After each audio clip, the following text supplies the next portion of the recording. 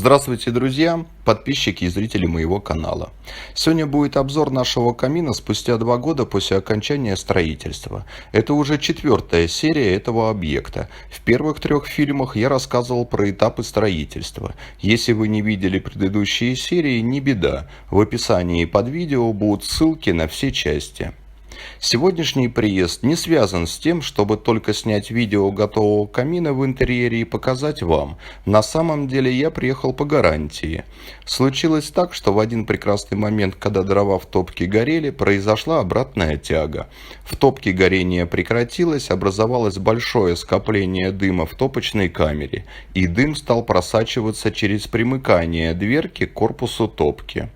Заказчики вовремя обнаружили неладное, приоткрыли окно, добавив воздух с улицы в помещение. В топке давление выровнялось, и процесс горения восстановился.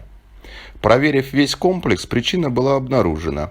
В дымоходе, который располагался в несущей стене дома, была установлена негерметичная прочистная дверка, через которую воздух поступал в дымоход, тем самым ухудшая тягу в трубе.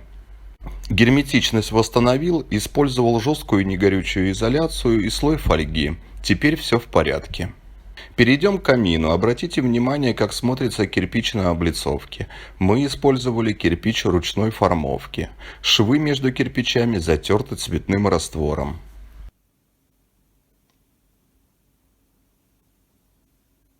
На полочке камина установили камень серо-зеленый златолит. Камень приобрели на базе по ландшафту, привезли на объект и уже по месту каждую деталь подгоняли, края обтачивали, закругляли.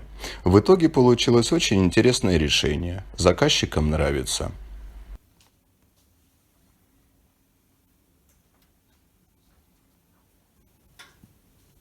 У камина есть 2 ручки задвижек. Зачем, вы точно спросите меня? Все просто.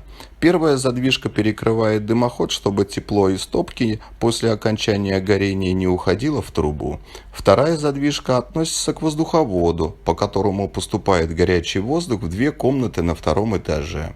И если есть необходимость перекрыть эти потоки, просто нужно повернуть ручку в горизонтальное положение. На сегодня у меня все. Проблема решена. Уверен, что теперь камин будет работать исправно. Если у вас остались вопросы по камину, спрашивайте, пишите комментарии. С вами был Хиакинин Михаил, компания «Море печей». Всем пока.